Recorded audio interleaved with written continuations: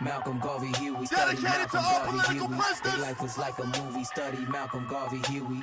Malcolm Garvey Huey, Malcolm Garvey Huey. Their life was like a movie. Free I Mumia. live, I die, I organize. Everything I do's revolutionize. I build what's good for the whole damn hood. Study G's like these, really think you should. I study Malcolm Garvey Huey, Malcolm Garvey Huey. Monster Cody with the Uzi, listening to Fela Kuti. I'm Ogun with the machete, especially if it's deadly. Got the Santos for the hexy to protect me, so respect me. This is heavy, legendary, revolutionary. My wifey, she resurrect me when they thought they had me buried. Took me out the cemetery, now it's family over every. Cause it's all that's necessary to avoid the commissary. I'ma live for you five, so I stop getting high. If you know, then you recognize it's that black and brown pride. This the power of the mind, RBG, God divine. You can see through the lies if you could read between the lines. I live, I die, I organize. Everything I do revolutionize. I build what's good for the whole damn hood. Study G's like these, really think you should. Study Malcolm Garvey Huey, Malcolm Garvey Huey. Study Malcolm Garvey Huey, Malcolm Garvey Huey. Malcolm Garvey, Huey, Bunchy, Bobby, Pac, and Tukey. Sitting by the door so you can say I'm acting spooky. Just like in the movie, son, you better pack your toolie. Niggas switch be acting fruity, you'll be cracking like they pookie. Rather smoke a doobie than be burning and eluding. Bang, bang, pig shooting, we should blame Rudy Julie. Yanny for the camera, shine a white and nose candy. Let you banging on the system, you a gangster wearing panties. RBG, my family from the Bronx to Miami. Police cannot stand me, Pacquiao like a Manny. Call me Little Bobby Hutton, cause I'm first to push the button. Rappers don't be saying nothing to the system, we say fuck them. This is for Nahana, Mama C, Mama Akua. All the real OGs, I'm a soldier cause you told me study Malcolm Garvey Huey. Malcolm Garvey Huey, Malcolm Garvey Huey, I'm reporting in the duty. Sticky, icky, yours truly here for duty. Don Davino, M.A. Uno, you know how we drop the jury. This is real, not a movie, not Mickey, Donald, Goofy. I'm a soldier, I avoid a bitch nigga like the cooties. Screw face in a hoodie. Fresh pair of khakis, we could do this like we fama. Go to war like the Apaches for whatever, I stay ready. I learned that in Tallahassee. Babatunde used to school me as a juvie, skipping classes. Never let the system use me. My duty is my passage. Watch the homies in your army, they don't always show their badges. Keep your family living healthy. Teach your children about their blackness. Teach your wifey how to use the ratchet. This shit is classic. Get your food, clothes, and shelter. Fuck your system, pimp it backwards. I ain't hating, I'm just saying if you wanna be a rapper, study Malcolm Garvey Huey, Malcolm Garvey Huey. Study Malcolm Garvey Huey, Malcolm Garvey Huey. Study Malcolm Garvey Huey, Malcolm Garvey Huey. Study Malcolm Garvey Huey, Malcolm Garvey Huey. A tactical approach is designed to get certain.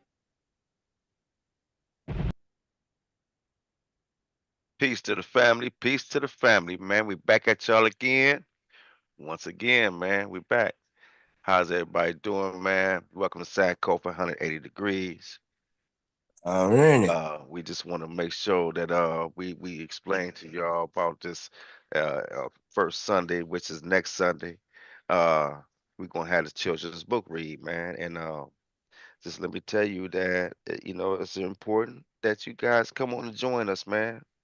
And it don't take long. It's probably about, man, no longer than probably about 45 minutes at that, if that, and that's out of the month, 45 minutes out of the month. That's all we asking for. We don't ask for no donations, no nothing, right? No cash apps, none of that. All we ask for is 45 minutes, maybe an hour out of 30 days, 31 days maybe, right? That's all we asking for. Uh, and come on and join us, man, for the first Sunday every month, man. We had a children's book read. The babies can win the free books. Don't cost you nothing. Really good quality books, African centered books about real African kings and queens and people, real events, real places, uh, you know, um, real stories, man.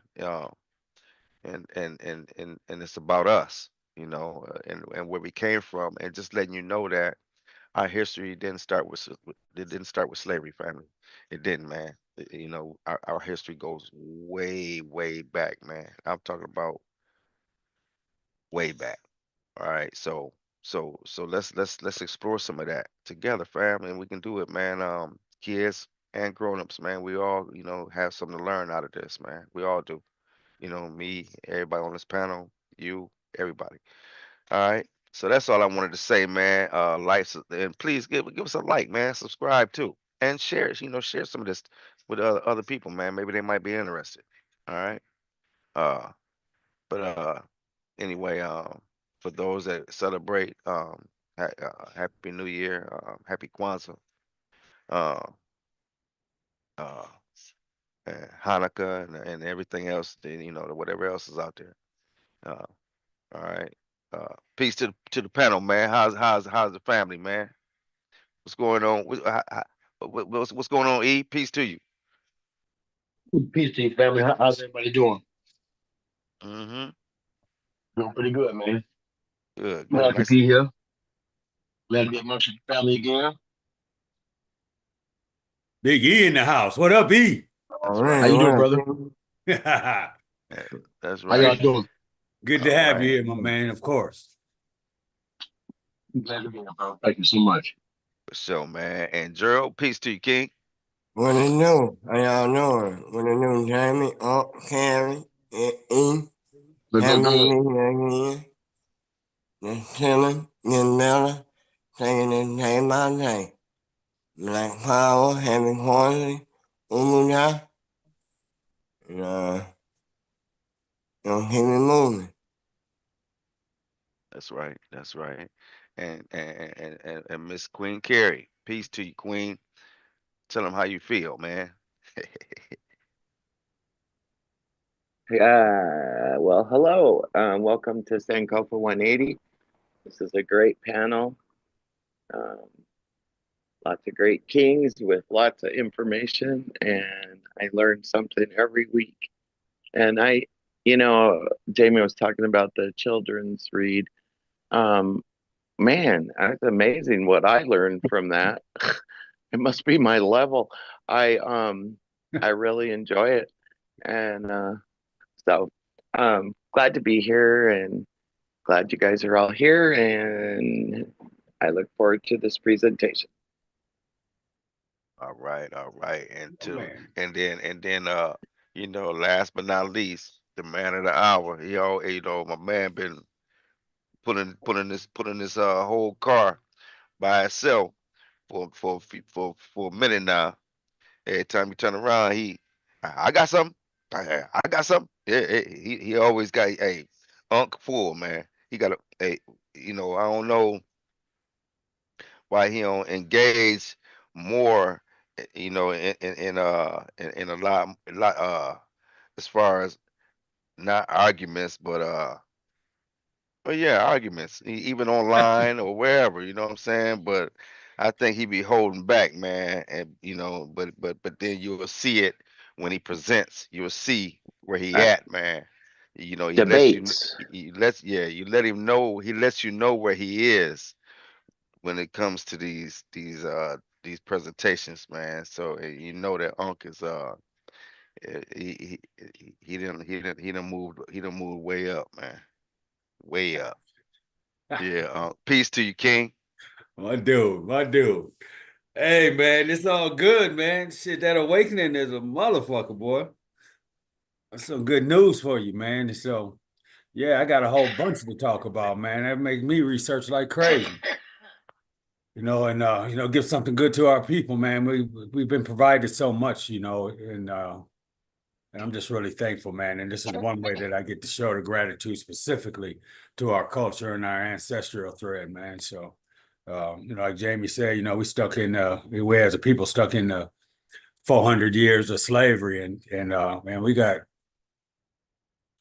tons of history, beyond that that's fruitful. So, um, I'm really appreciative of that. So I try to show my gratitude to my netchers and the ancestors, and by giving back, by studying up, and studying up enough to be comfortable to share. So that's my level right there. That's my barometer.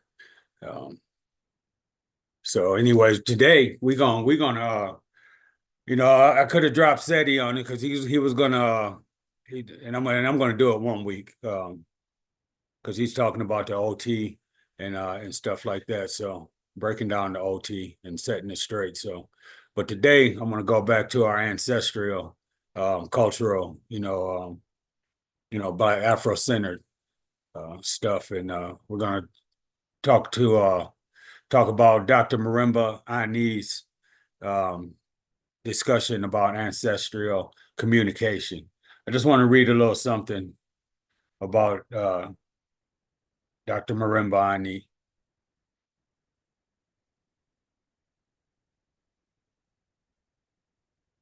So, Dr. Marimba Ani is an anthropologist and African studies scholar who is best known for her Yoruba and African-centered critique of European cultural thought and behavior.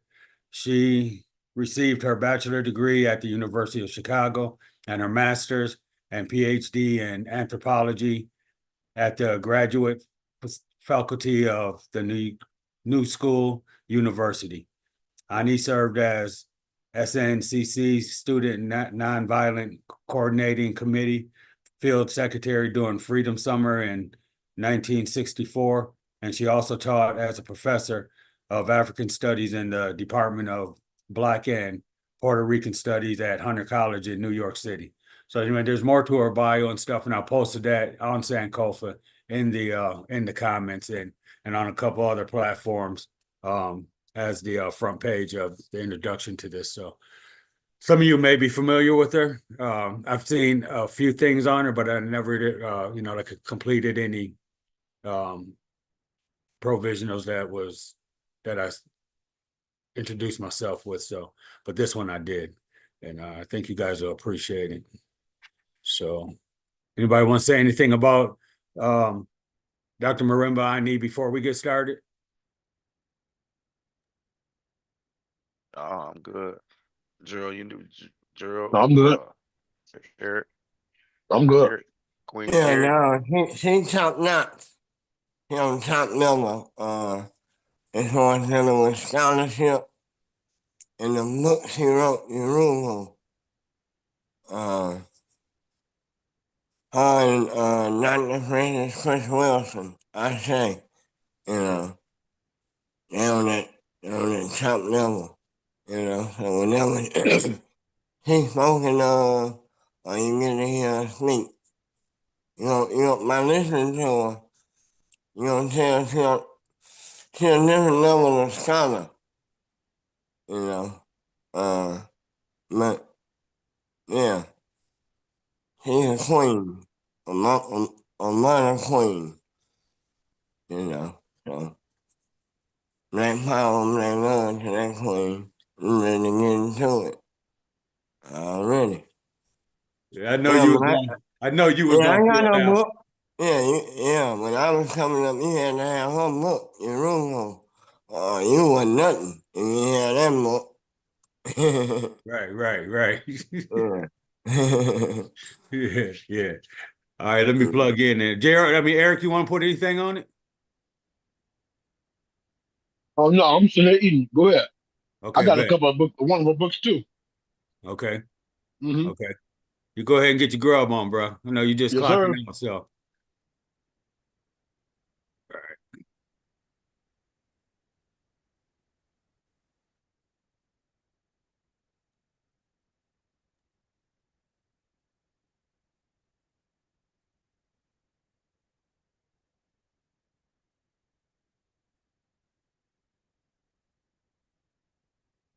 You see, when 6,000 years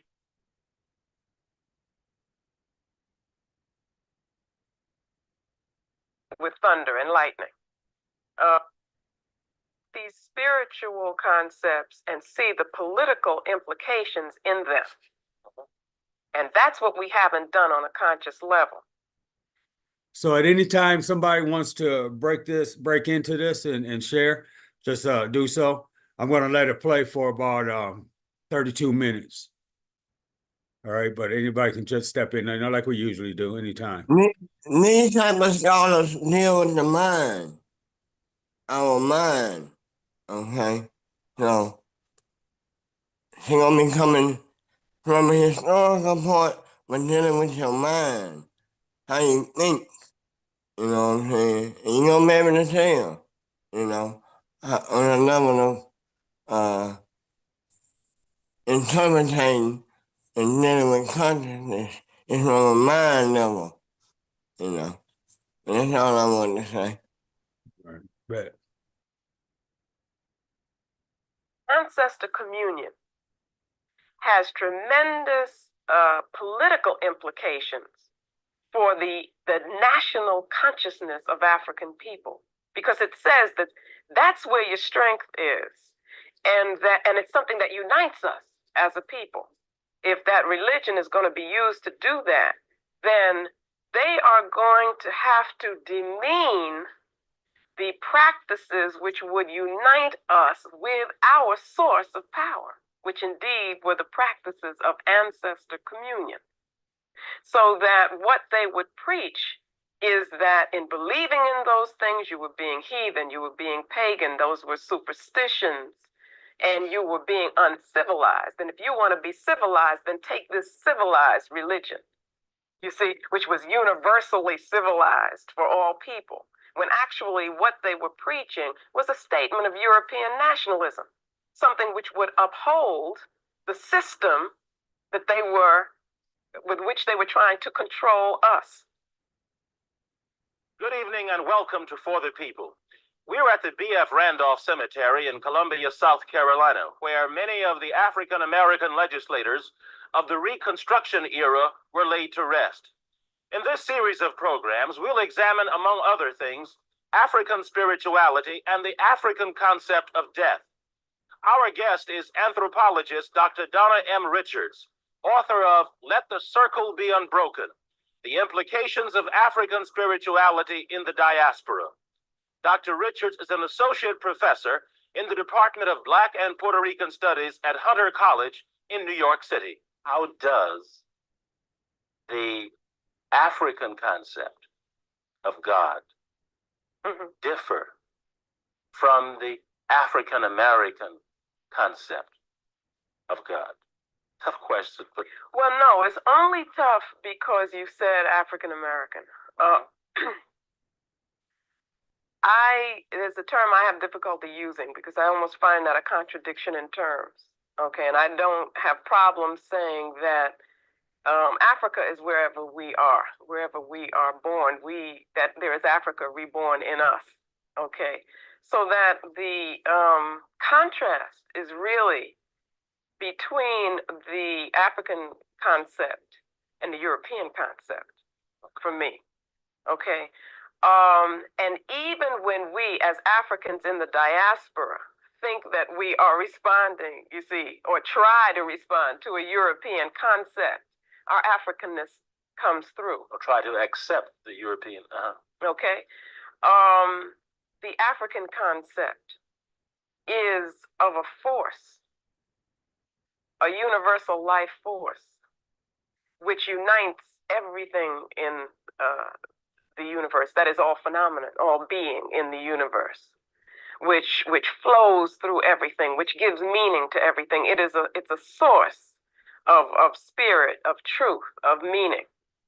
So that when we talk about the various Orisha, some people have called them gods. I call them forces, or the Vodun, for instance, the Abasson in Twi language. We're really talking about aspects of this force as it manifests itself in the world so that we can understand it. So that you might talk about Shango, who you associate with thunder and lightning. Ogun, who comes to us through the knowledge of tools, and brings the knowledge of agriculture and so forth. And I could go on and on and on, but really these all come together in one universal force. So that the concept of God, as it is related to in the European experience, which is, seems to be that people get locked into the personification of a concept, What do you mean? rather than the significance of it. So that, you know, you have this vision in your mind of this man somewhere who is up there, I guess, you know, who is pulling all the strings, manipulating everything. But when you really think about it, there must be a deeper concept than that. You know, you're talking about something deeper than that. And the African conception, you see, is much more complex, much more profound, because of course the first spiritual concepts come out of Africa.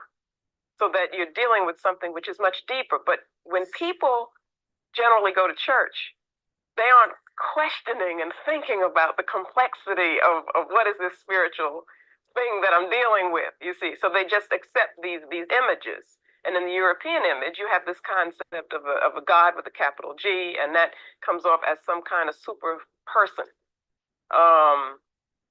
The African concept is much more dealing with nature, dealing with metaphysical reality, dealing with the forces that interact and on our lives. And that's why your mother would say a prayer when she's planting a flower or doing her work, because she understands this as energy, as an energy source. Now, she might not consciously articulate that. Intellectual level. Right. She doesn't have to do that. But our people have always lived that for us, you're talking about energy.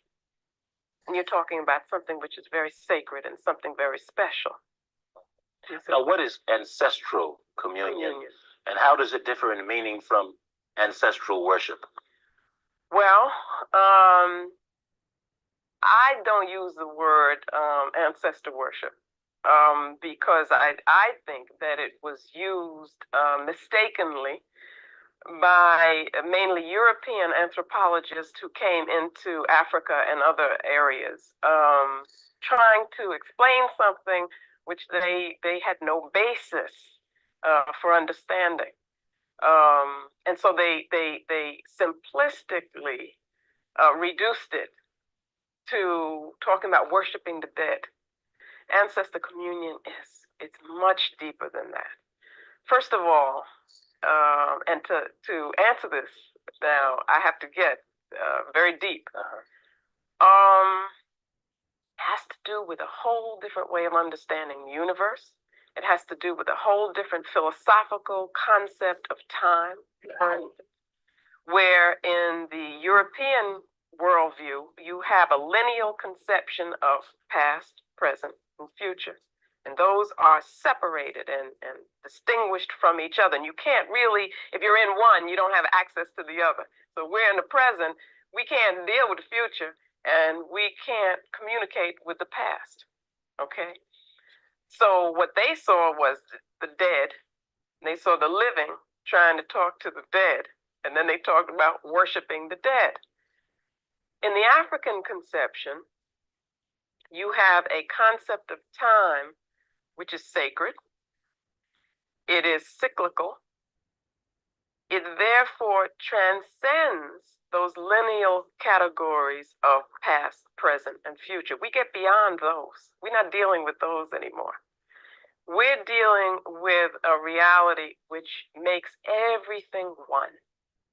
Everything is a whole. And that's what happens in the most sacred concepts of African people. Even time. Even time. Okay, and that's what happens in our rituals. You see, we are able to experience another kind of time frame where everything is one, everything is together. Now, if that were true, then it would be no problem in you communicating with your ancestors because you're all together. So that's one aspect of the concept of ancestor communion. All right.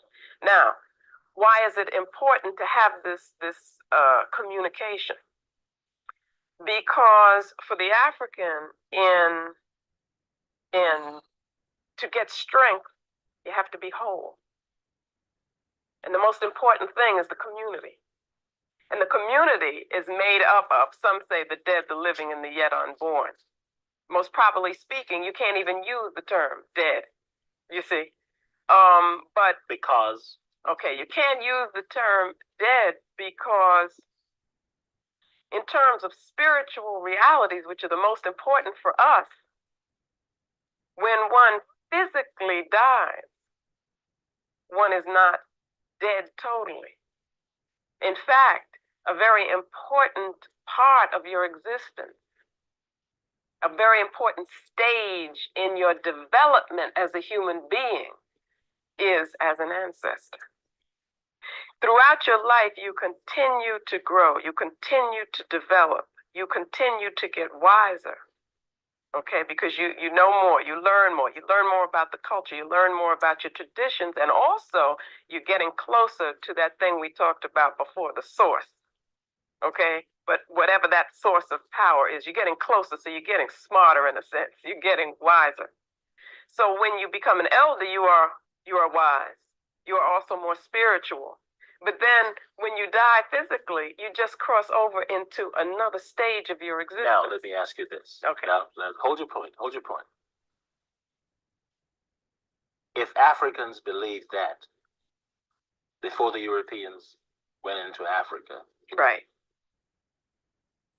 that is that death represents only another stage, right, in this cycle or whatever, what did Christianity present that was new? All right. In that regard. Okay. One of the things that you will find that the church is most resistant to is you're talking about the spirits of the ancestors.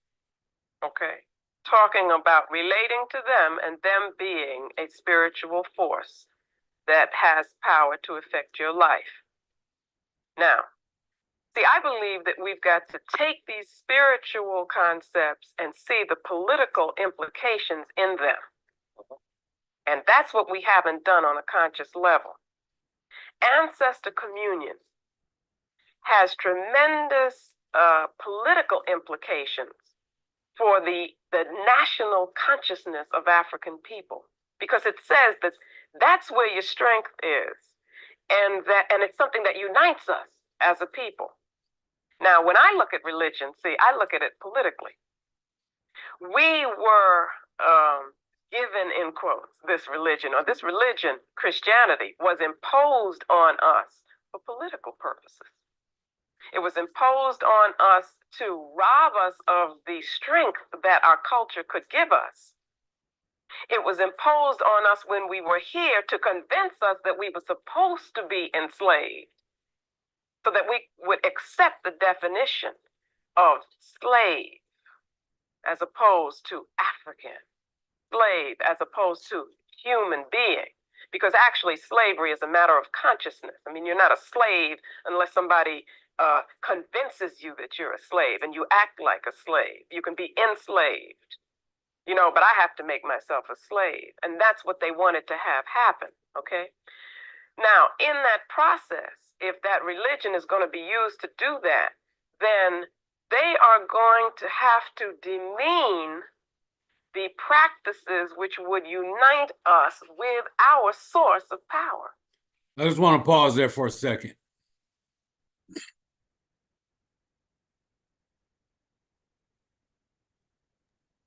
Because that part can be easily overlooked, and I know that through continued studies and stuff, we don't get caught up in certain characters used and stuff like that, or characteristics used. But what she was talking about is being a slave, and how and being a slave and being enslaved. And so I'm not going to stay on that. I just wanted to see if anybody wanted to say anything about that. The reason I bring it up is because some of our people have said, there's, slavery is a choice, right? They're trying to propagate, especially in Florida, that, we gain skills from being a slave. But my point is that some of our people believe that it was a choice to be enslaved. Now, that's some bullshit to me, but I just wanted to pause there for a minute and not skip over that if anybody wants to share anything or not. Yeah, them people that think like that, man, that's some people that don't study, they don't read, they're misinformed, man, miseducated. I mean, to the fullest, King. Like, I mean, I mean, the proof is all around you, man. Nothing was voluntary about that, man. I mean, nothing at all, man, was voluntary about that, man. Like that, for you to think that you can just own another person, that you can literally own another person, King, like a car or a bike. You know what I mean? For you to, you know, and the laws, there was laws that said it was okay. Like, I mean, it was a multi-million billion business, King. Like, period. Period, man. I mean, banks, you got banks that became banks off of that. Financial institutions. Like, come on, dude. It was a business. It was a business, man. They had insurance on these. They a lot of our people they had insurance.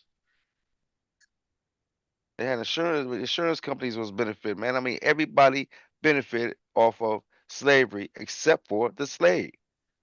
So the benefit, I'm not sure who they're talking about benefit. It wasn't the slave though. You know what I mean? Uh, so that's just silly, man. Yeah, that's just silly, man. I hate to even address that. Anybody else? Or are we good? And I'm good, man. I'm good. Okay.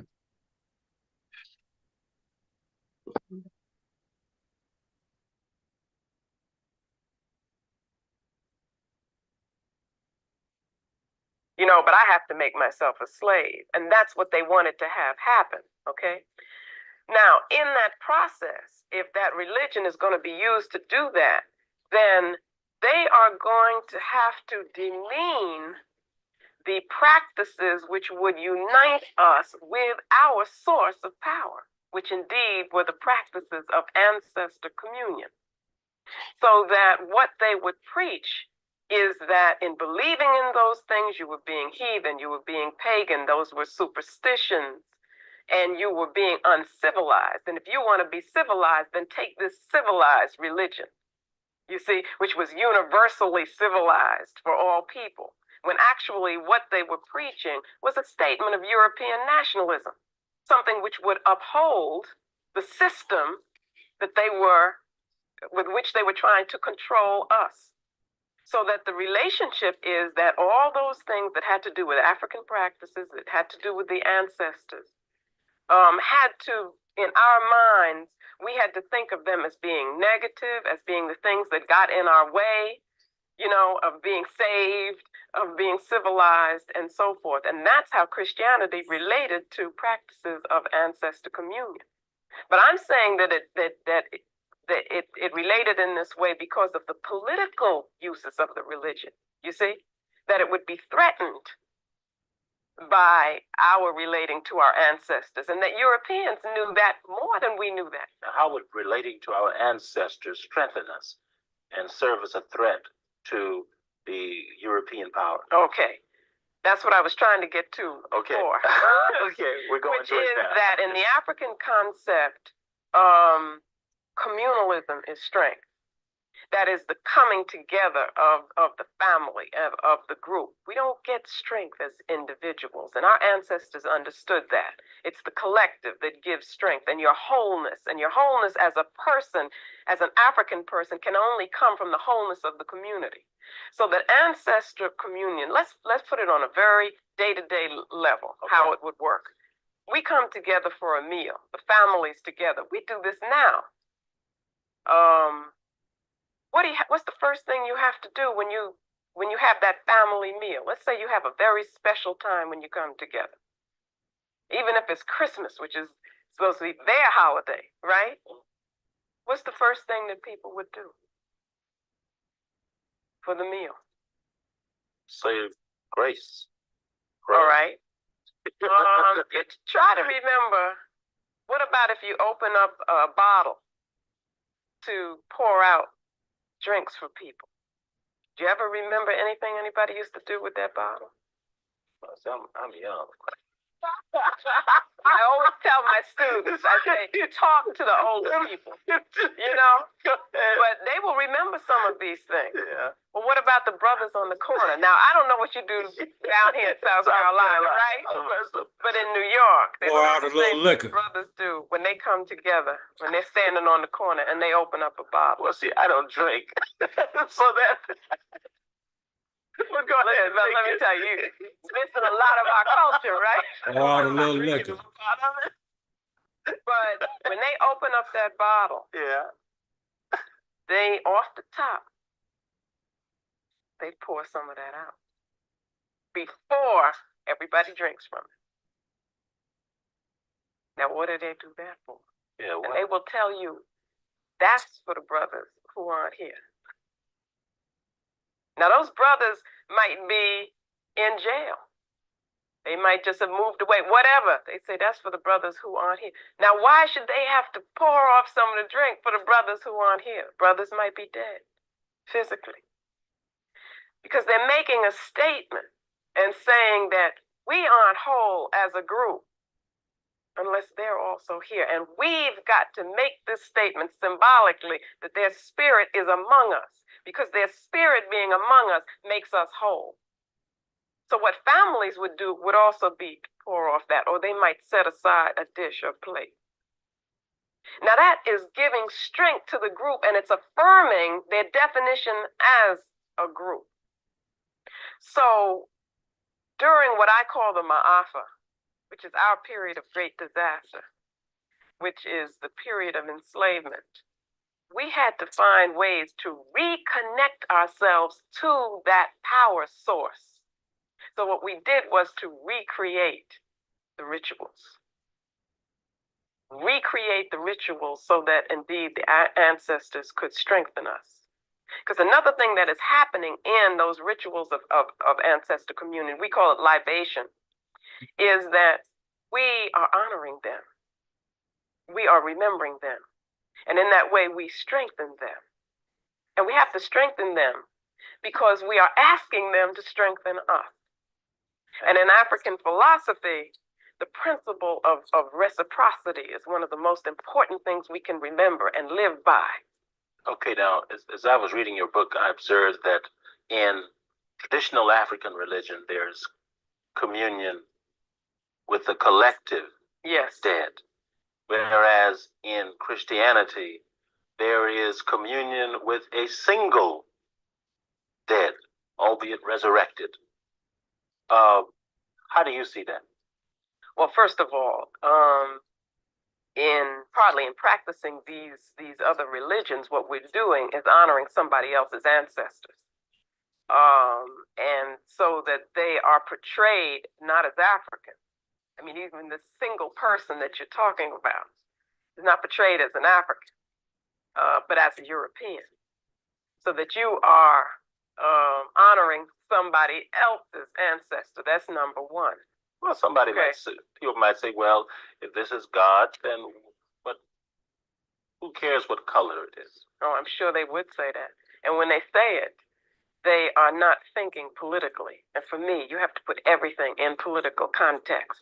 And every religion is a deification of somebody's culture. Now, when you say deification, religion. Sacralization of it. That is, it is making a statement that your people are special and are sacred and have special reason to be. Every religion does that. And Christianity was used by Europeans to deify their culture. Okay? We know that it was used to support the imperialism, colonialism, enslavement, and so forth. All right? So that when we get involved in that without that kind of understanding, what we are doing is supporting that system and deifying somebody else's culture. Now, the question of the collective, what happens in ancestor communion in terms of the African expression of that and practice of that, is that there are like levels. It gets deeper and deeper. And when someone first passes from the physical stage into the spiritual, they are remembered, how they looked, they're remembered by name, and there will be elders there to keep that memory alive. Okay. Now, even then, keeping that memory alive is used to bring everybody together who was connected through that person. But then what happens after hundreds of years? That memory may be forgotten on a personal level, so that spirit no longer has a personal identity. But that doesn't mean that spirit is dead. It's never totally dead, as long as the group remembers who they are. Because what happens is that your identity as a person, as a single being, merges into the identity of the group. And you are then remembered as the group remembers who they are, as the group remembers their traditions, as the group says, we are going to consciously be African. We're going to consciously be, who we are. Now that has tremendous implications. That means that's how we keep our ancestors alive, is by remembering who we are. So if we attempt to be European, then what are we doing? We're killing our ancestors. That's very, very serious, both spiritually and politically. Now, if we kill our ancestors in terms of the African conception, we also kill ourselves. We kill ourselves spiritually, culturally, as a people. Now, what is the relationship between the African dead and the creator of the universe? Okay, good question. Okay. What I do is, and it's hard for me to do any of this without a board because I'm always drawing pictures, but try to picture concentric circles. That always helps me. Picture the largest one as being what I call the creative principle, the source of being, the source of truth and meaning. Okay? Now, you might have another word for that, and it doesn't matter what word people use. Okay? Some people want to say, do you believe in God? And I want to ask them, well, what do you mean by that? But we might have an African term, Olodumare, Ama, Nyame, Onyame, and so forth. But the concept is the whole, the universe. But as you say that, it reminds me that some people think that there is something magical about just the English word, God. Have you seen that? Where, as if other people around the world don't have different names. Exactly. Exactly. But you see, that's why we have to, we're going to have to do the hard work of reconceptualizing and analyzing and understanding how words, symbols, structures, institutions are used to enslave our minds. Because that's one of the ways it happens. We get intimidated. Somebody says, do you believe in God? And we must say, oh, yeah, definitely. We don't ask them, who's God or what are you talking about? We just somehow feel that in order for us to validate ourselves as human beings, then, oh, yeah, we have to say yes. But it's the concept that's behind that that's important. And all people have had concepts, you see, that were meaningful. They may not have spelled it G-O-D, and they may not have used a capital G. That's another thing. How do they write our gods, so-called gods? They have a little G. What does that mean? Why does theirs have a big G? Ours got a little G. And right away in your mind, because of how symbols affect us, we say we're lesser than. There's something wrong with us. And then they start talking about polytheism and how that's backward and so forth. Polytheism, the belief in, quote, many gods. Right, and how monotheism is supposed to be superior to us. That's a whole nother issue. Belief in one God. Right. But now you asked the question about how the ancestors relate to this creative force. Well, the process of life is moving towards the whole. That is moving towards the one. You get closer and closer to that. As you get closer to that, you get more spiritual. You get wiser. To that big circle. Yes, to the big circle. And then there are the little ones, you see, or the smaller ones. The ancestors might be one. The Orisha would be one. Then the community comes. We come. The so-called living community, physically living. The elders, you see. And then we are the adults, and then the children. These are all links to that whole. We're all part of the whole, but each is a link to it. Each helps us to understand ourselves more as a part of that whole. And all that means is getting closer to truth. The ancestors are our link to that source because they have become closer to it.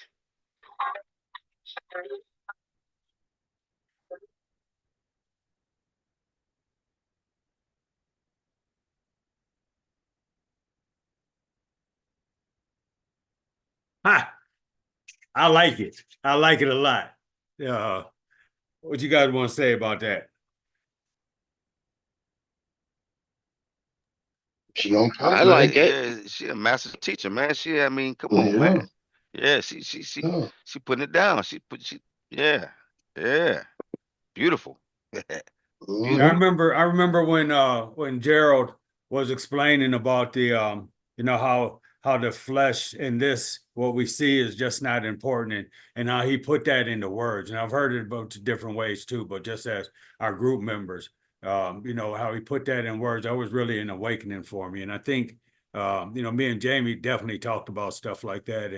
And I think Eric had shared a video maybe and then and then Gerald just broke it off, and then I think he shared a video after it. I'm just referring back to, the remembering and stuff. So go ahead, you guys chop it up for a minute.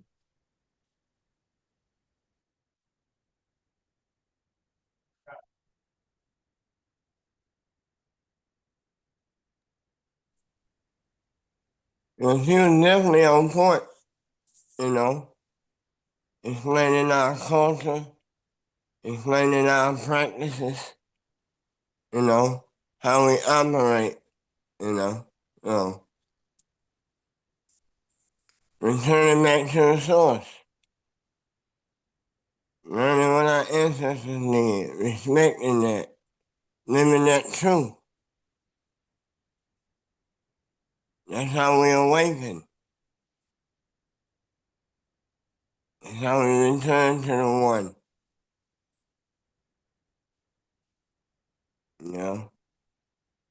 Well, Right. he was definitely on top of it. Yeah.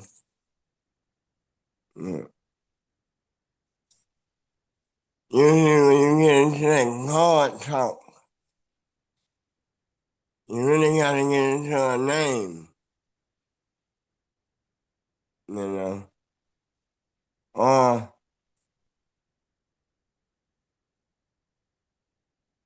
you don't know who you're talking about.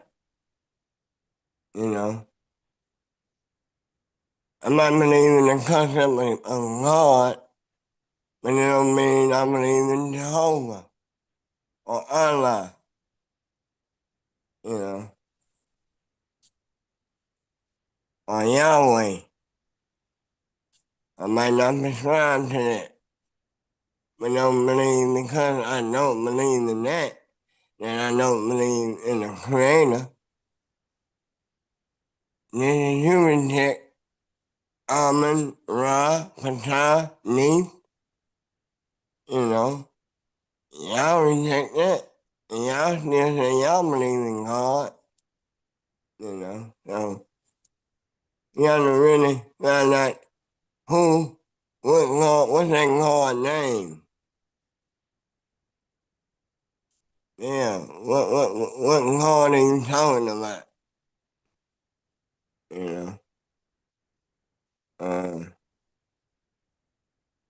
Like again, return to our ancestors and not thinking that's something negative. By calling on the ancestors, bringing them in, there ain't nothing negative. There ain't nothing to be ashamed about. They used to make us ashamed that we didn't know who our ancestors was. We ain't have no goddamn history.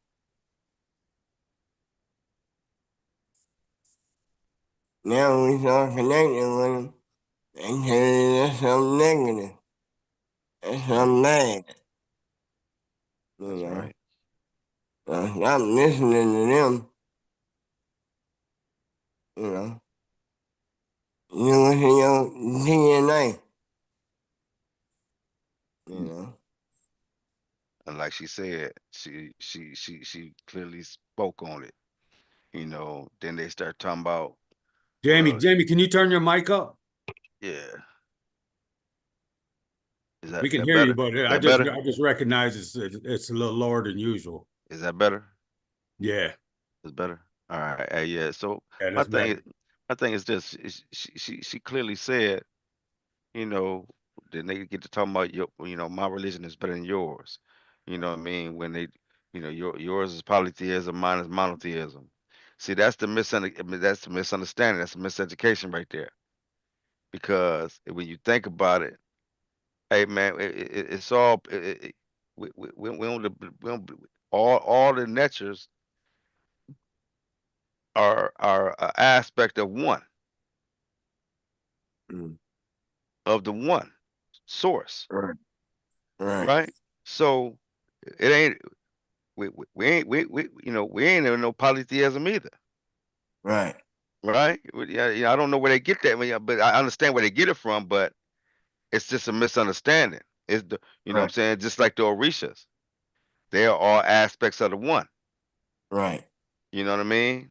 And so you know, but there you go again with that now you don't know what you're talking about, so then now you're guessing.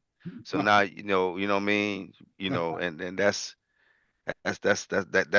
a major problem in our arguments between the Abrahamic faiths and spiritual systems.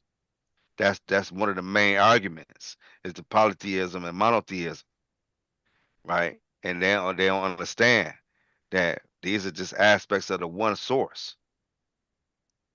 You know what I mean? Uh, you know, That's somebody not trying to understand the other person's side. And that's not really an argument no more, shouldn't be. You know what I'm saying?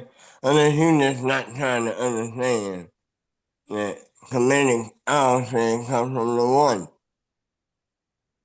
they don't look at it like that. They don't see it. They don't see that. Right.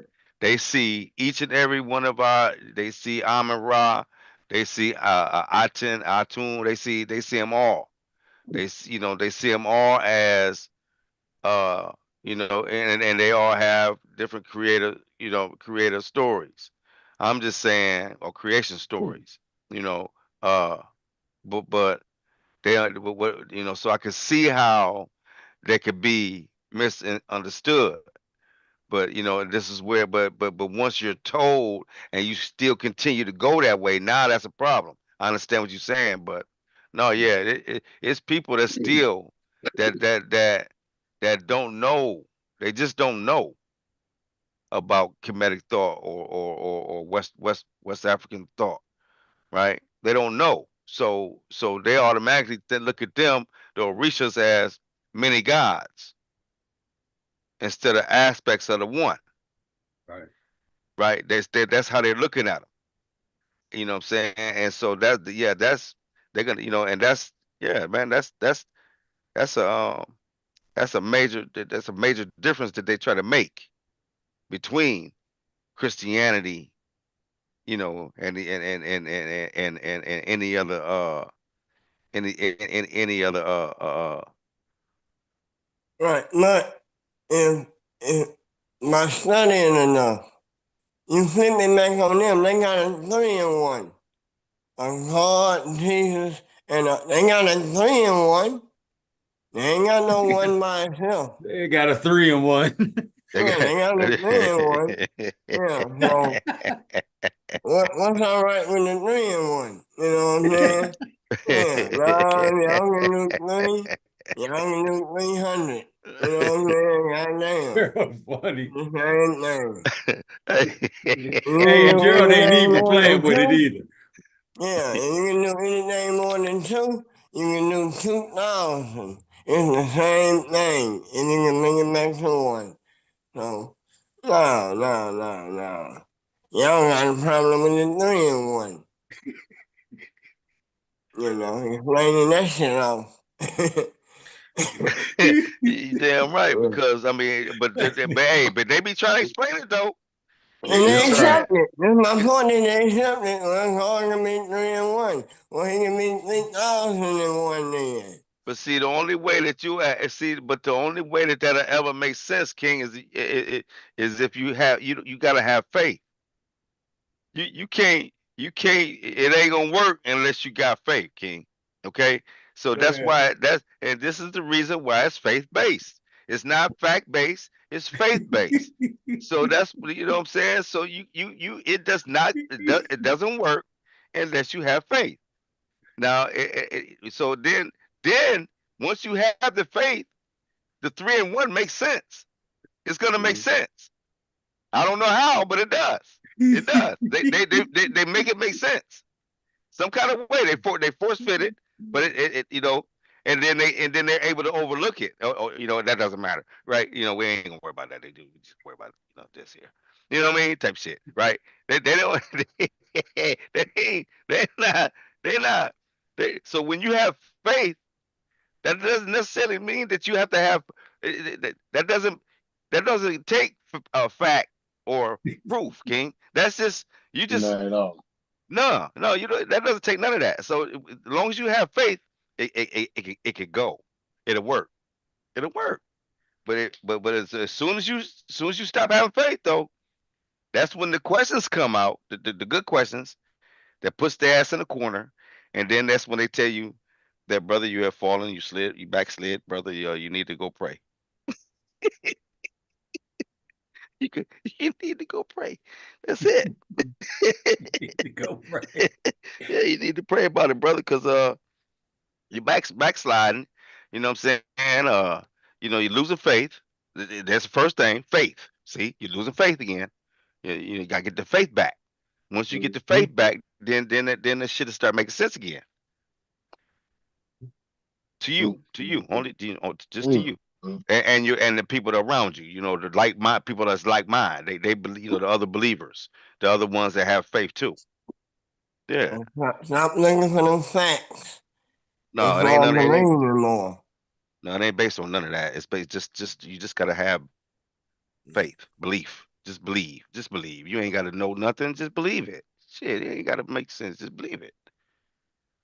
And that's what that takes. Otherwise, it doesn't work. And this is why we don't understand the Bible.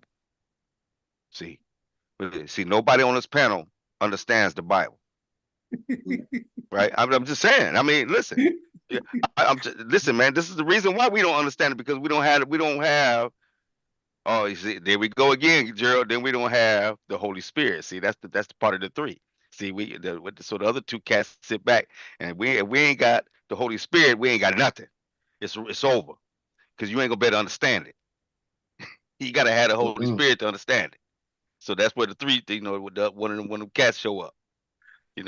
God sent one of them cats with it. They don't know if it's God. No, it ain't never God. It's always the angel of the Lord or the Holy Spirit, or you know what I'm saying. So it's more than three because I've seen the angel of the Lord too. So you got the Father, Son, and the Holy Spirit, and you got the angel of the Lord too. Got them cats too. Yeah, you got it, yeah, man. So but it ain't never God. Like when with the Mary situation, it wasn't God. It was the Oh, Holy the Spirit. representative. Yeah, he sent a cat. He don't never. It ain't that. Dude can't never claim he God. Then the little girl would have thought he was crazy. But if you could go and say I'm the angel, or God sent me, right? Yeah. Then you can halfway get away with that and trick the little girl. She went up at 12, 13 years old, man. Come on. You don't take much to trick her. Right. You know what I'm Right. saying? It don't take much to trick her, man. But yeah, no, I'm tripping, man. Y'all go ahead. Let's watch a little bit more of it, man, because I really like hearing about the ancestors and the ancestral thread and then the power of it and the unification and we used to pour out all that liquor, man, and now we pour libations and it was about libations even before the liquor was poured, and it's just all united, anyways. But I just really like it, man. So, Carrie, you want to put anything on this? Nope, I'm enjoying it. I get a little distracted helping Judy, and thank you for helping her. But yeah, I like the ancestor part too. It makes sense. So anyway, I'm enjoying it. Thank you. Coolie High, the movie Coolie High, Coolie and a High. cold thing, yeah. With ancestors pouring out the liquor. Yeah. Yeah. Is that on the step porch? That's right. What was that? I might be No, it wrong. was at his funeral. Oh On yeah, Cook. that's right. Yeah, Yeah, yeah. yeah. When he told that to him. But it was a scene earlier where he didn't understand if he didn't want to pull or not. You know what I'm saying? But Ice Cube done it on the end of Boys in Learning the higher Hood learning. and in Higher Learning and pulled that, And let me know the nominations. Tupac had the song, Pour Out a Little Liquor. Right. Yeah. Right. Mm-hmm. Important part of our culture, man. Yeah. Nominations. All right, I'm gonna run just a little bit more of this. Mm. Hope you guys appreciate it, man. Dope.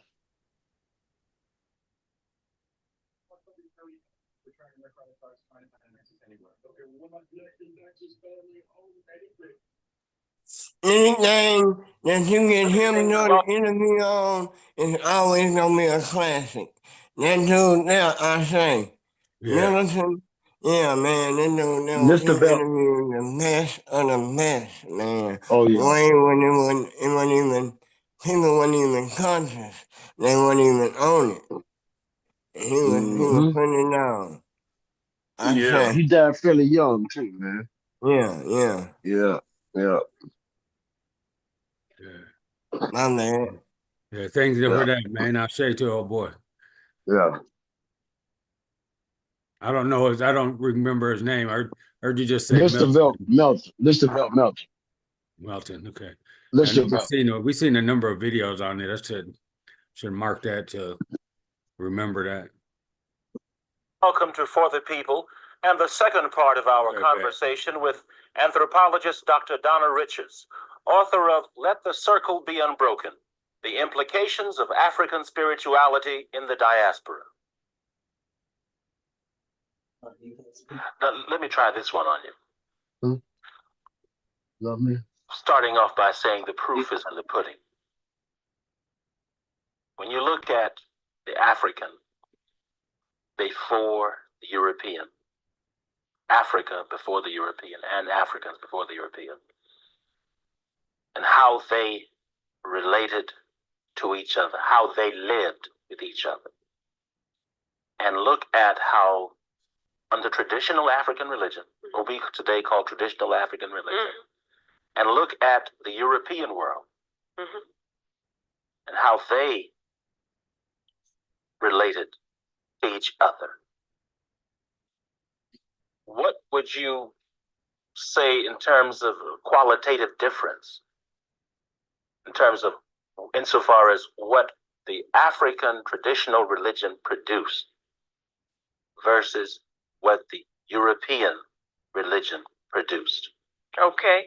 Suppose we focus on the definition of power. For the African, power is the power to do, power to activate, to interact, to be energized, to make things happen.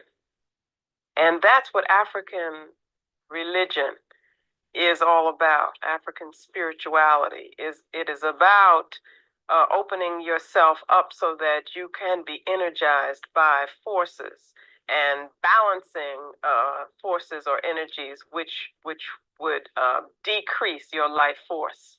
Okay? European religion is based on a conception of power as control, power as power over other. Therefore, the religion becomes very political.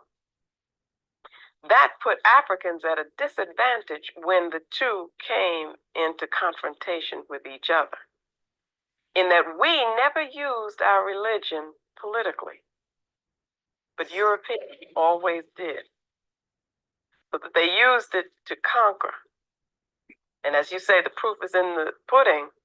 It worked for them to conquer, to enslave. And our religion is about spirituality. It was indeed about love, not hypocritically about love. So Africans weren't going around trying to convert other people? Never.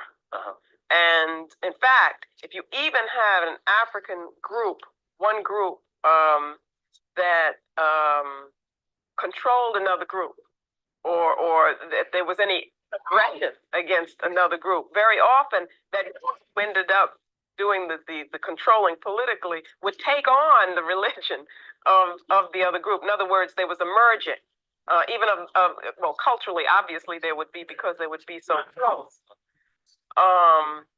But it seems that in one sense, they were totally unprepared for the phenomenon of the European. Are we prepared today? No. I mean, I don't believe we are. I believe we can be, and that certainly there are many of us who are, but as a people, there is still that. Well, there's a term that I use, but let me use the term ethos, where there's a kind of humanism among African people, which gets in the way of recognizing those who are enemies to your people, those who would oppress you. You see, whereas the European, even in terms of his worldview, he is created almost thinking in political terms. And by political terms, I mean where you have a group and you identify with that group and you see all other groups as the enemy, as what you're threatened by, and therefore you have to be aggressive toward. That is in the culture, that you're trained for that. You're trained to think politically, whereas we aren't. You know, Diop, Sheikh Anta Diop, our great African scholar, talked about the xenophobia, which he says was endemic to the Aryan cultures of Northern Europe. Xenophobia meaning that fear of strangers, or the fear of what is different, so that difference becomes threatening. For the African, there was almost the opposite. There was always the welcoming in of a stranger. I mean, the African said, wow, this poor person is far away from home. They couldn't want to be here long. They must be going back, because who would want to be away from home? So while he's here, you know, let's feed him and just, you know, give him hospitality and so forth. Now, by the time the African realized what that stranger was about, it was too late. Because the stranger had come together with other strangers and started to build forts. And did not want to be home. You know, didn't want to be home because they needed what was there. Their home didn't have anything. So they needed what was in Africa. You have talked and written about spirituality, African spirituality. What are some of the rituals that you engage in on a day-to-day basis? And I know that we've talked about this before, the fact that this is a very personal kind of thing, but we need models today. And if we don't present them, the people won't have anything to base anything on. I think in part that this, what I call cultural science, which is the reconstruction of African culture. Which is what we have to do. Right. Not as it was necessarily in another time, but using the paradigm, so to speak, or using the basic principles, using the meaning, taking the meaning and reconstructing here and now so that we can have a source of strength. And I think in that sense that there are many things that most of us are engaged in now that you could think of as rituals that are African, that help to give you strength. But we just haven't been taught to think of it that way. My daughter and I engage in the remembering of ancestors who are close to us, and having a very close relationship with them, in being sure to thank them for the good things that are in our lives. And you can find your own ways of doing that if you want to formalize it, if you have special times during the day to do it, if you have special times when you want to come together with other people who are moving in the same direction as you are, who want to do that, then you have to be creative. You see, we're in a very special time in history for us as a people, where we're in the process of creation and recreation. So we have to take those paradigms, those models, and recreate them to fit our circumstance now. When we come together for family gatherings, there has to be a time when you talk about those who have come before us, and remember that it's because of their strength and because of their sacrifice and because of their vision that we're able to be here now as strong as we are. We defied everything that the European thought would happen, to us, thinking that we would be a totally destroyed people, but that hasn't happened. And it hasn't happened because of the strength of spirit. And that strength of spirit comes when we are thankful for those who have come before us. So you find ways of doing that, of saying that, of not taking it for granted. Now, how do you do that? I know you didn't want that question, right? I referred to libation. I think that's something that all of our people need to be doing. And as we do this, we pour water or some liquid. Which symbolizes? It symbolizes that when you come together to eat, or when you reap the harvest, always you have to give the first fruits. You have to give the first of what you have to the eldest, and the eldest are the ancestors, because the ancestors are still part of our family. It also symbolizes that we are giving thanks and that we're giving something back. So it also symbolizes reciprocity, because they have given us, so we in turn give them. Kwanzaa, by the way, is something which I engage in personally, my family engages in, and our community as a whole engages in. Kwanzaa is a celebration which is like a first fruits. It is giving the first fruits of the harvest to the ancestors. But at the same time, it is a time when we are reaffirming who we are as an African people, and we are rededicating ourselves to the victorious struggle for liberation, so that all of that comes together. And every time we engage in these spiritual practices, we have to understand that we're making a political statement. Our mistake has been to separate the spiritual from the political. And that's why we feel, you'll hear people of African descent say, well, I can be in that religion because that's just what I do for my spiritual needs. But I do something else politically. or it doesn't matter what are the political implications of that religion. But it does, you see, because it's for us, it's got to be a whole. It all has to be together. You can't be practicing a religion which demeans your people and still claim to be conscious or still claim to be acting in a political way. So how would you see religious images in this country? Well, clearly, when one comes into a supposedly sacred place and is responding spiritually, that's when one is at one's most vulnerable state. You're wide open, for things to come into you. And then you kneel and then you pray to a statue of a white man. Well, what that's doing is, saying, let me be dependent on you. Let me be oppressed.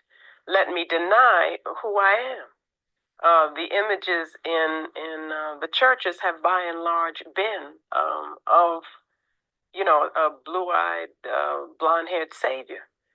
Every people naturally imagines images, if you will, their spiritual and sacred beings, their gods, if you will, in their own image, if they are healthy.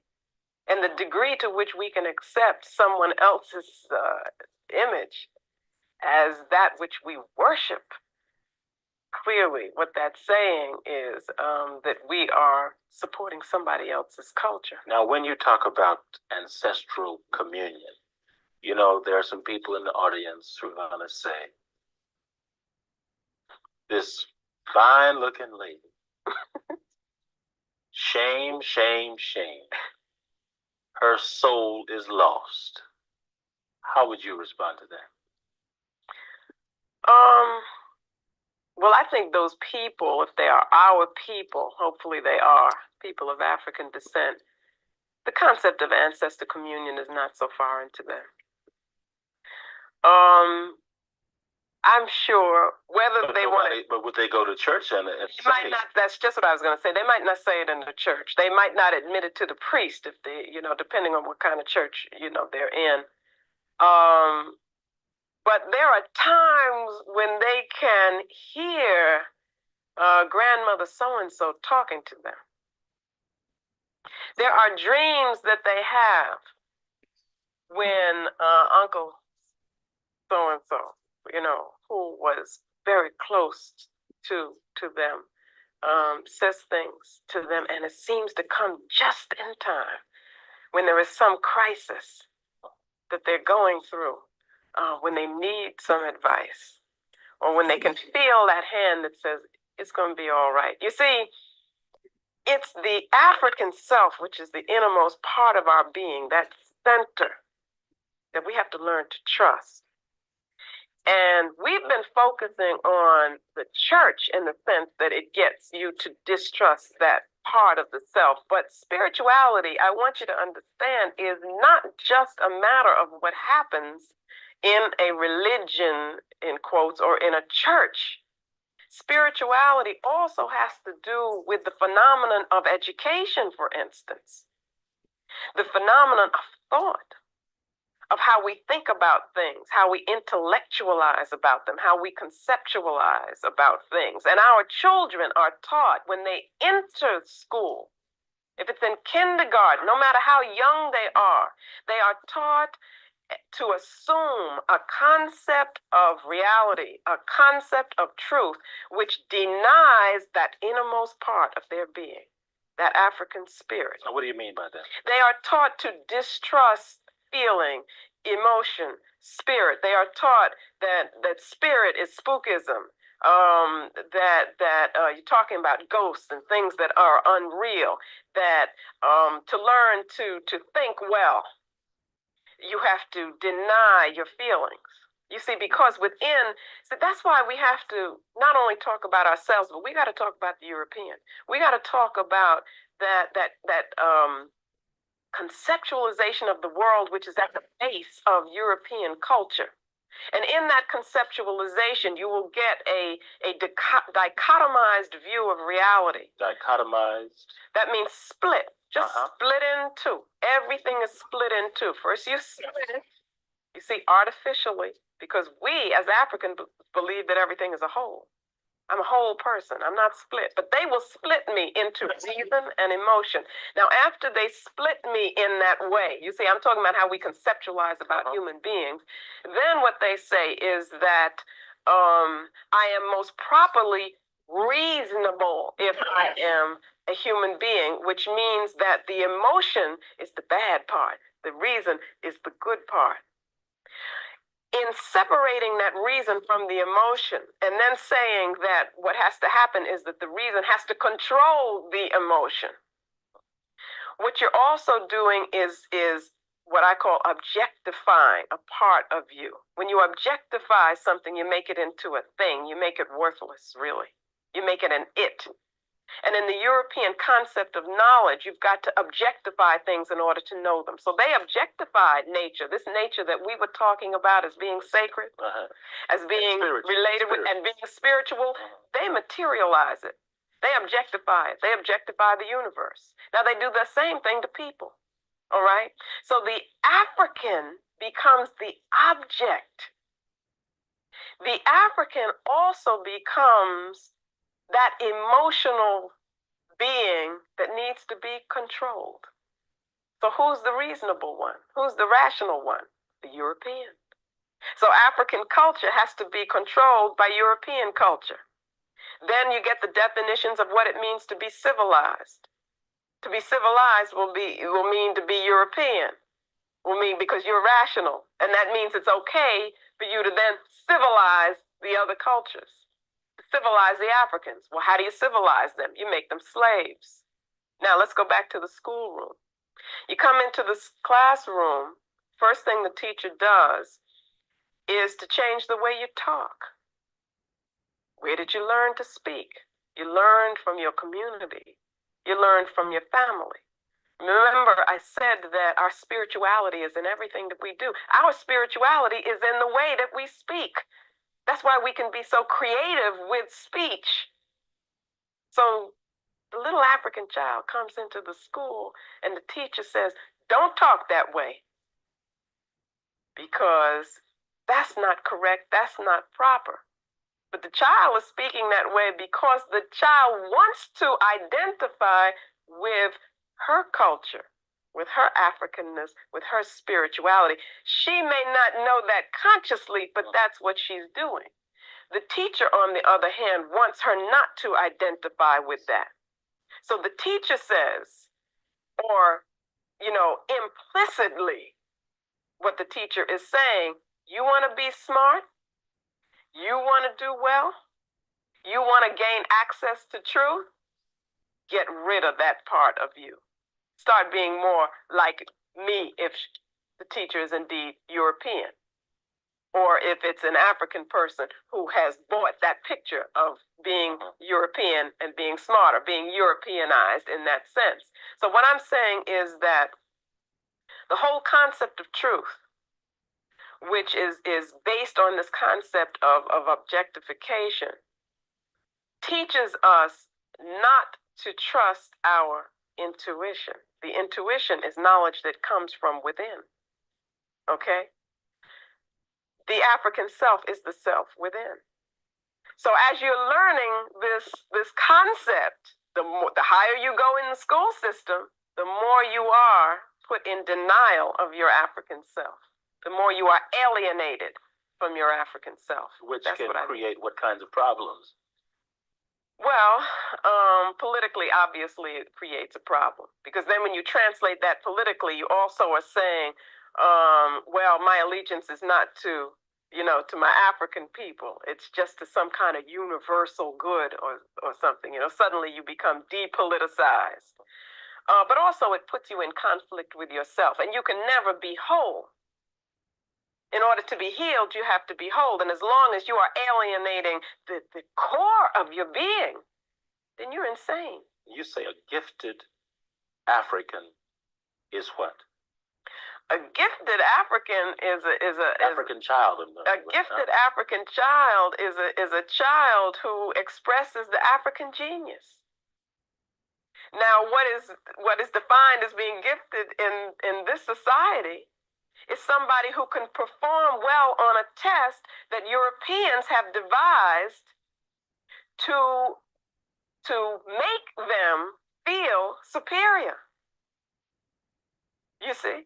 And if we accept, to the extent that we accept that definition of giftedness, we stand in denial of our African selves, in repudiation of our African selves. And the irony there, the unfortunate thing is, it's only in our African selves can we find strength. So we're being cut off from a source of power. And do I understand you right to say that in the African tradition, philosophy, intelligence is spirit? That's right. That is that there's not a separation. That the two come together. To try to quantify spirit. You can't do that. You can't do that. You see, to be intelligent is to understand how energies function in the universe. To learn more about the universe. That's science. Africans have always been involved in that. But the Europeans have taken a particular concept of science and sold that to us. That science involves the materialization of the universe and can only be used to manipulate and control nature. Okay, let me quickly go on. You have said that monotheism, the belief in one God, is a political concept. Right. Briefly, what do you mean by that? Okay, here's what I mean. You notice, it doesn't take a lot to notice this, that a whole lot is made of this issue of monotheism versus polytheism. So again, our children are taught in school. My daughter right now is entering high school, and she has to hear this from her teacher, who is a European. Who were the first people to create the concept of monotheism or discover it? I don't know how she says that. And what has that got to do with civilization? That'll be a question you'll be asked on an exam. Of course, she's not talking about African people, but in it, implicit in there is this concept that this is a superior concept. That only then are you being truly religious. And that's what the Christian church did, was to say, we have this concept of monotheism. It is superior. It represents civilization. And therefore, the Romans said, this gives us the right to go throughout the world and conquer people. Constantine put the cross up and said, conquer by this. I shall conquer by this. Now, I say that Constantine became converted, in quotes, to Christianity as his father was, because by his own admission, a dream came to him, a vision came to him that he would be successful if he were to take this on. Militarily successful. And that what it gave to him was the model of a monolithic state. Monolithic? Monolithic meaning one, unified, one. Okay? And that's what he needed for the Roman Empire.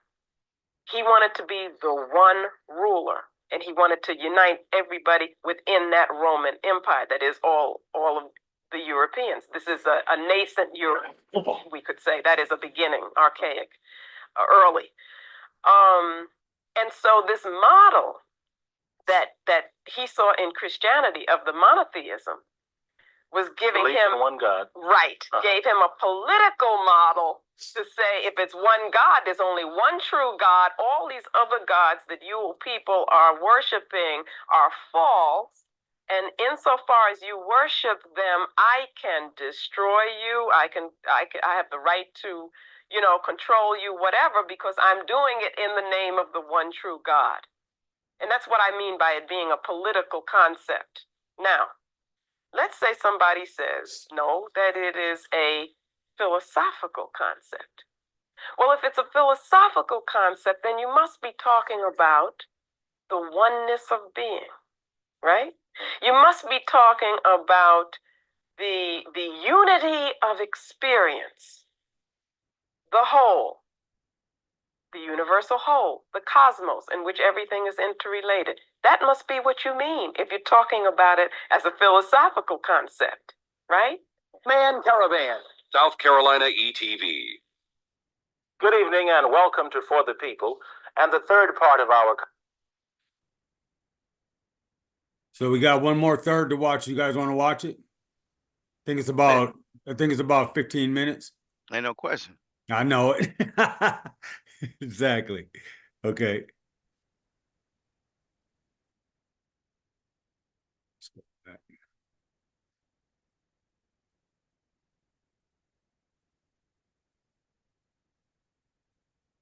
Conversation with anthropologist Dr. Donna Richards, associate professor in the Department of Black and Puerto Rican Studies at Hunter College in New York City, and author of Let the Circle Be Unbroken, The Implications of African Spirituality in the Diaspora.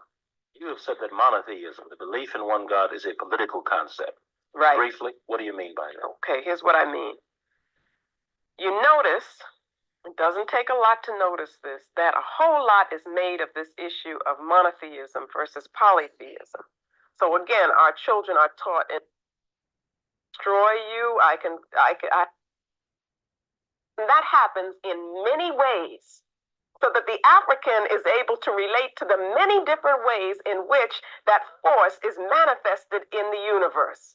The Europeans took that, and as a form of cultural imperialism, they said, we are going to call that polytheism. And we are going to say that we have a superior concept, monotheist. We heard that in the other section, right? Am I correct? Yeah. Yeah, yes. I think this is a copy of the other one. Just make sure I didn't go this far. Are vulnerable. The spirit is vulnerable. African people do not leave anything to check. So that's it on that, but I want to play one more thing here.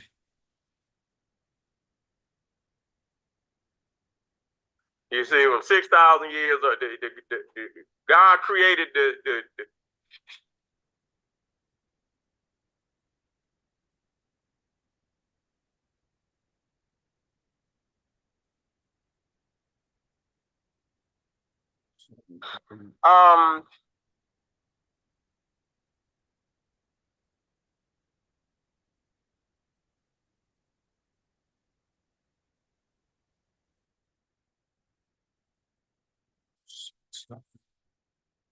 Something sweet.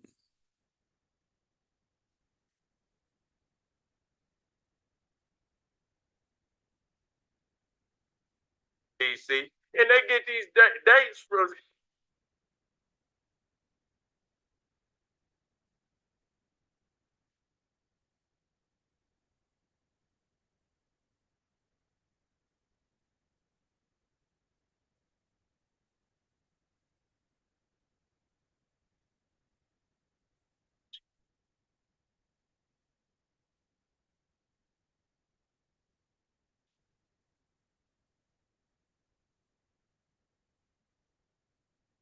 For the dudes who ain't here.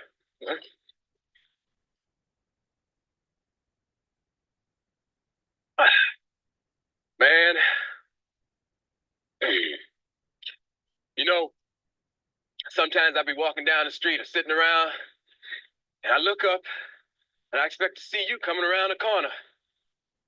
I hear your voice calling my name or something. I almost expect you to go to Hollywood with me. I know. Hey, don't worry, man. I'm gonna make it. I can lie and steal too good not to survive.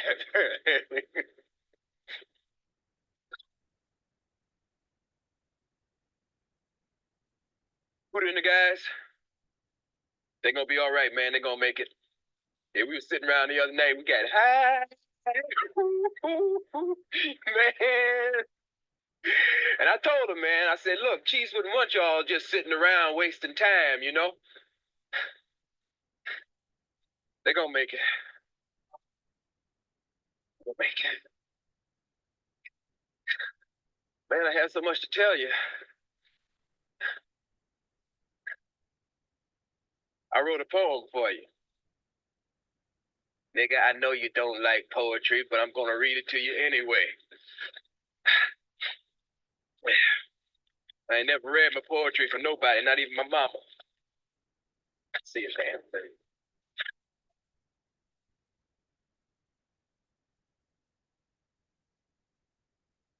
It goes, we were friends a long time ago. Laughing, rapping, chasing girls, obeying no laws except the one of caring. Basketball days and high nights. No tomorrows. Unable to remember yesterday. We live for today.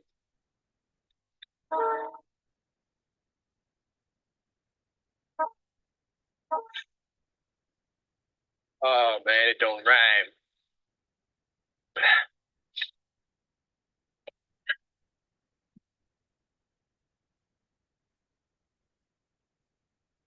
Jeez. You could have been the greatest, man. Could have been.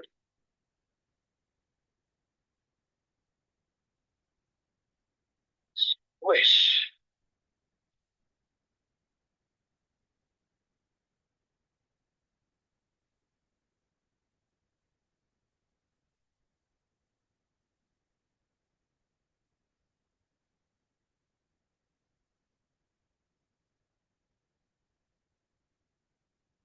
Well, I got one more, just quick one.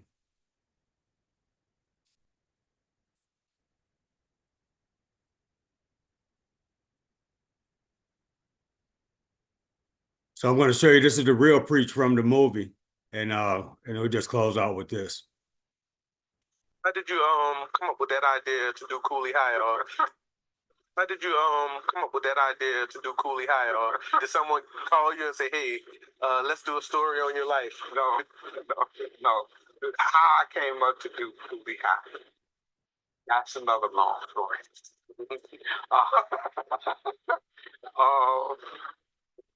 This guy named Steve Krantz did this movie called The 9 Lives of Krista Cat. And he brought in a black writer to write about the quotes. So he asked Norman Lear, did Norman Lear know any black writers that were funny? So Norman Lear, to get me off good times and get away from all that arguing, he recommended me. And I was the only black writer he knew. So I went and I wrote the clothes for 9 Lives of Krista Cat. So after that, Steve Krantz, he knew there was something there, but he didn't know exactly what or how to get to it. So he took me to see this movie called The Education of Sonny Carson. And when we left the movie, he was in the Sierra. Now that's real black. And I said, no, it's not. He said, yes, it is. I said, no, it's not. He said, yes, it is. I said, wait a minute, Steve, how many black neighborhoods have you been in? He said, none. I said, well, then let me tell you, that's not real black. He said, what was wrong with it? I said, it showed all the bad and none of the good. And that's just as bad as telling a blatant lie. Okay? Because I was raised in Cabrini Green.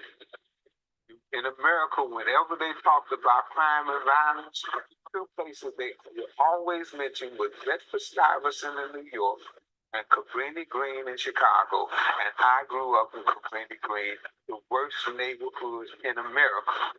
Okay? And I had the greatest time you could ever have standing on 2 feet. I said, so no, that's not true. I said I had a great time and I had a great childhood and I didn't go to jail and I didn't kill nobody and I didn't sell a bunch of drugs. I had a great time. So he went to a sound studio. And for 2 days, I went in the sound studio and I talked about my life growing up in Cabrini Green. He cut it down to a 26-minute tape and he sent it to all of the studios in town. American International Pictures, Sam Markoff's company, was the only company that wanted to do it as a movie. Okay. And so then he got to deal with American International, and I wrote the script for Cooley High. It would only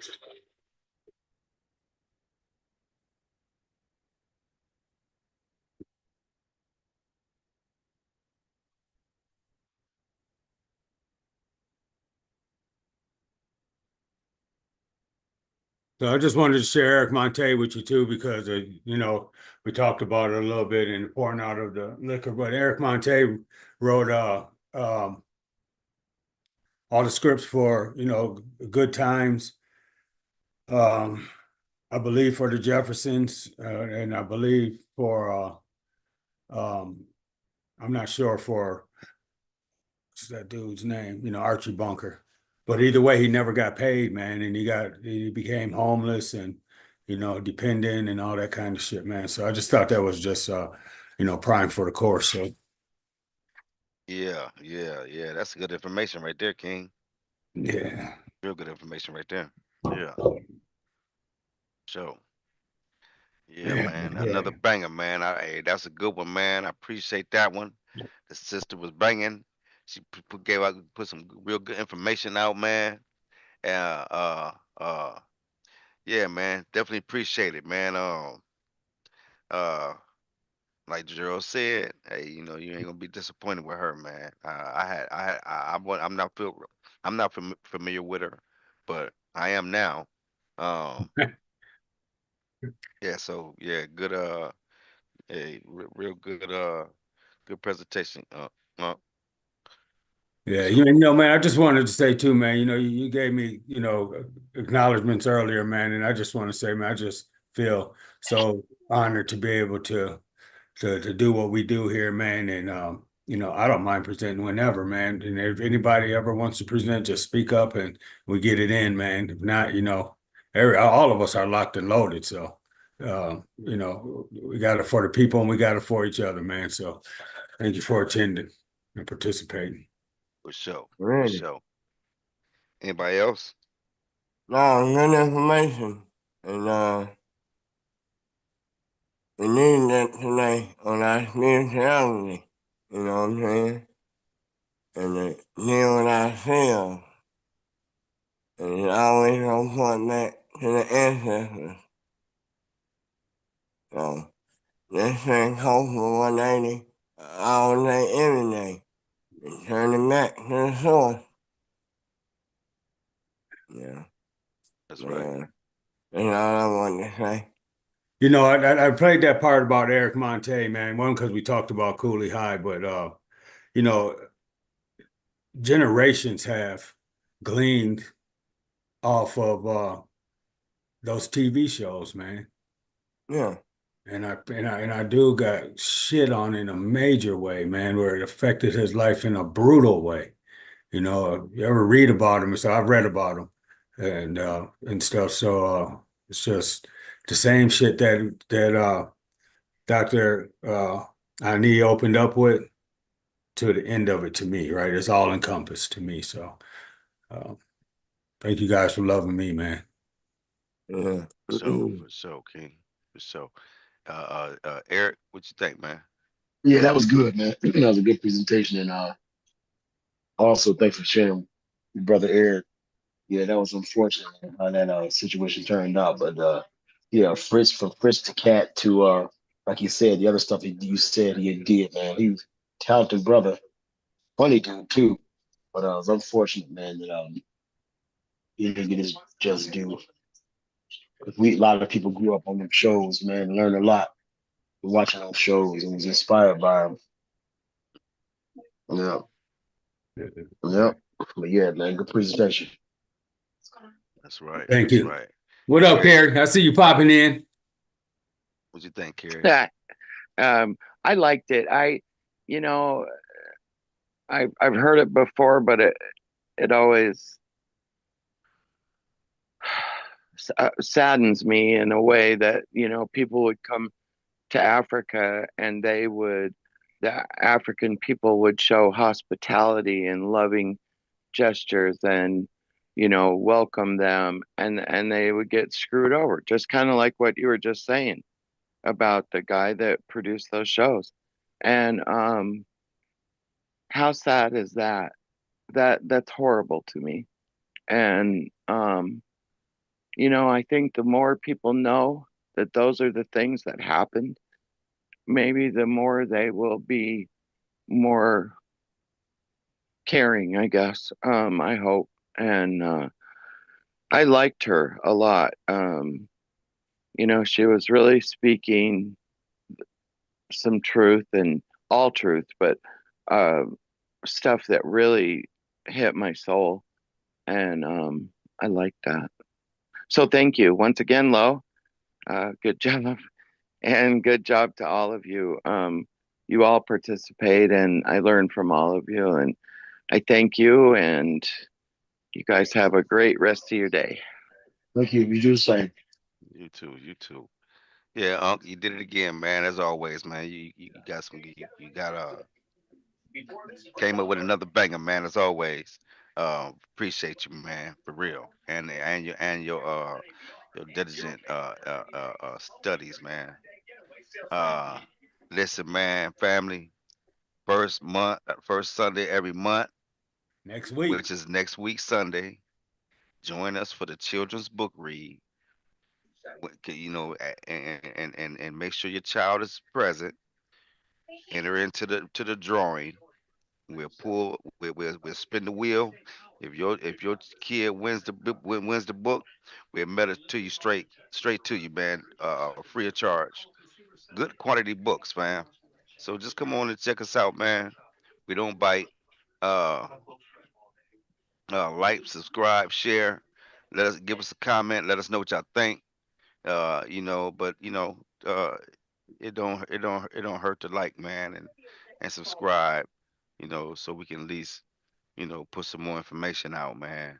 We do this for free. We don't ask for nothing.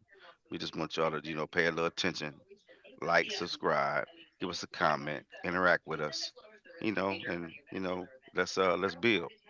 That's all it's about. Building, man. Build. All right, fam. Let me just say one more thing, Yeah, man. yeah, yeah. Go ahead, man. Yeah, and please share our videos. I run into these things where I got to write permission, get permission to play these videos and stuff like that. You guys ain't got to do that with Sankofa's. Go ahead. We even ask you to invite us to chop it up with you when you're chopping it up. So, we're just Yeah, wide open like that. that's right. That's right, man. Yeah. Take the videos, man. Chop it up. Do what you gotta do to it, man. Beat it up if you can. You know what I'm saying? And let us know, man. Let us know what you think. Let us know, what we need to tighten up. Yeah. You know what I mean? You're Yeah. funny. Come on in. Let us know what we need to tighten up, man. And we welcome you. That motherfucker. We welcome you, Yeah. man. Yeah. Oh, yeah, and that's real too, man. Welcome. We smiling and laughing because we studied up, so humbly and boldly. Yeah, man. I mean, anybody can learn. I mean, I'm still trying to learn. So, if you got something, man, let me get it, man. Let me get it. But uh, I just say humble because I'm thankful, man. You know what I yeah, mean? yeah. That's right. That's right. But Gerald, you want to say something, King? I'm good. With information. Good information. Oh, good Hey, information. right. Uh, E, No, I'm good, man. good. I'm good. All right, man. Well, we out of here, fam. Thanks for joining. Don't forget next Sunday. Come get with us, man. We're gaining a nice little library, man. So go back to YouTube and check out some of our stuff, man. We got a lot of stuff on YouTube right now that you guys can go back and check it out, man. We got some really good presentations, man, with some really good information on damn near all subjects, man. A variety of subjects. So you go back and check us out, man, on some of the old stuff, and come and build with us, presently, man. Come and check us out. All Yeah, we right. got some of these internet cats, man, like Fred and Otis and Alfredo. Uh, Yeah, y'all come on that's in, man. that's all I wanted to say. Yeah, y'all come on and join, man, and let us know where y'all where you know where we messing up at, man. Let us know, man, where we messing up at. You know, come on in, Fred. You always welcome.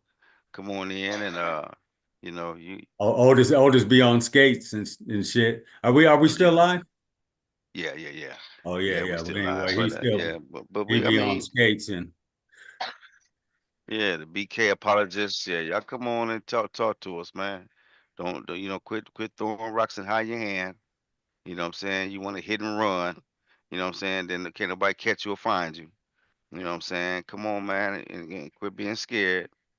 You know what I'm saying? Because you know that little information that you shooting out there is garbage. I'm just gonna put it out there. I'm letting you know it's garbage. You know what I'm saying? Just like Billy Carson, his shit is straight garbage. You know what I'm saying? So y'all just come on and see what we talking about, man. yeah. But other than that, anybody else? We good?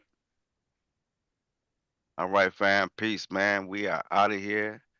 Uh, like us, and you know, we love y'all, man. Happy Peace. Kwanzaa, man. Happy All Kwanzaa. right, it's been a good year. That's A right. good year.